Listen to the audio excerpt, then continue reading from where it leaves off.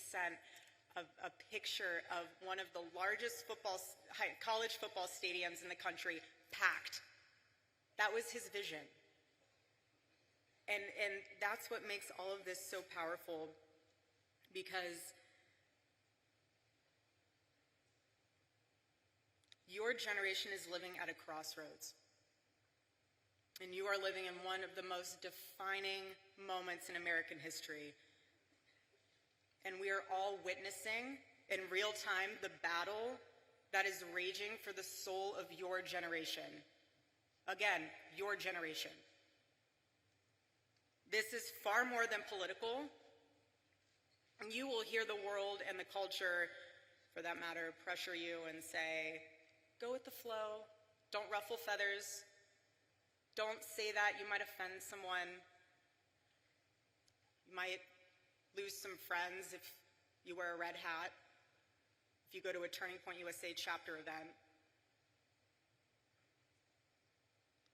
But when I hear that, I need to be so blunt and honest with you now, because before, when I heard it, I said, okay.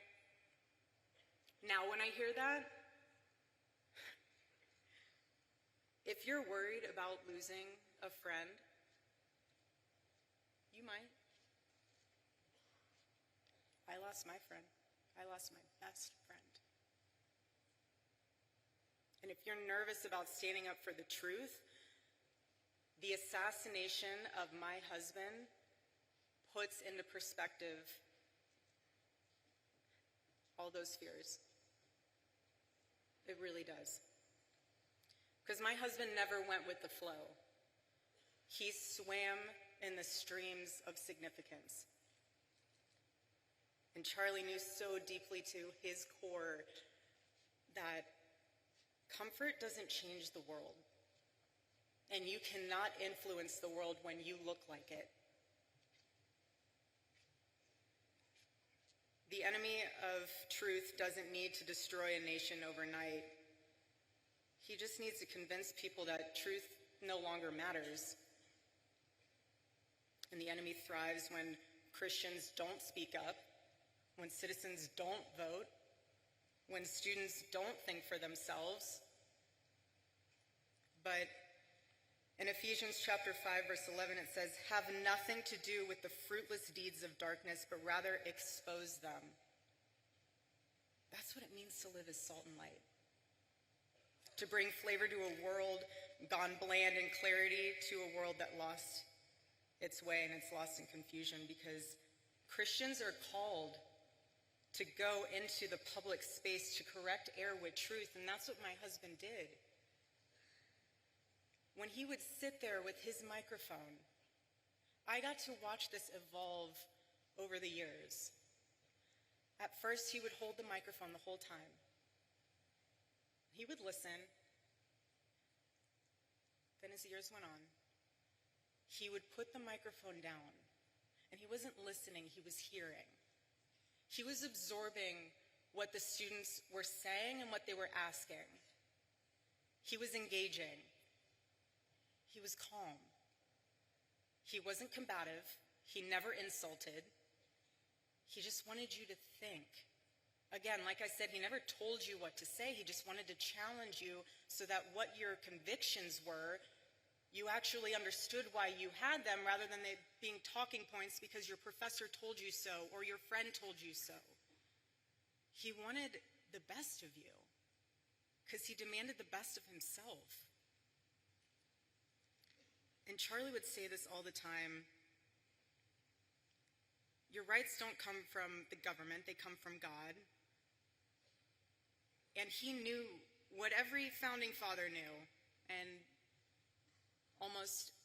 nearly almost every university has forgotten, that you cannot have freedom without virtue, and you cannot have virtue without God. And that's what makes this nation so different. That's what makes it worth defending as a courageous generation. And another thing that Charlie used to say all the time is that it does not take skill to be courageous. It takes a choice to be courageous. And now now's the time to make that choice. Either you sit on the sidelines. I mean, I don't know what else can wake you up. I really don't know what else could stir that fire within you to get involved or to use your voice or to make a difference. If you're looking for another sign, I have no idea what to tell you. I just want to encourage you, though, that yes, this is about America, and yes, my husband would say saving Western civilization. That's true on both fronts. But deeper than that, this is about your soul, because the fight for freedom starts within, inside of each and every one of you. So again, please stand firm against the wickedness of the devil and the schemes of man. Be alert, because his tactics are so clever. What he'll do is he will find one thing. He will find fear, he'll find disappointment, he will find one thing, and he will wedge it in between you and the Lord, and he will make it grow. He will make it grow so much that you lose sight. It becomes this, almost like an eclipse, where the truth is hidden behind it. And yes, the light's still there, but you can't see it anymore. That's the enemy's tactic. And the bottom line is that the enemy doesn't need to change your theology. He just needs to change your vision. And if he can get in your head and blur your vision and distort your vision, he'll do whatever he can. But what the enemy forgets, though, is that the presence of a shadow is proof that there is light. He forgets that. And Charlie's murder might seem like we're standing in a shadow, as if death was the victory meant for the enemy, but looking around in this arena, you are proof that this light of truth burns so brightly. So brightly.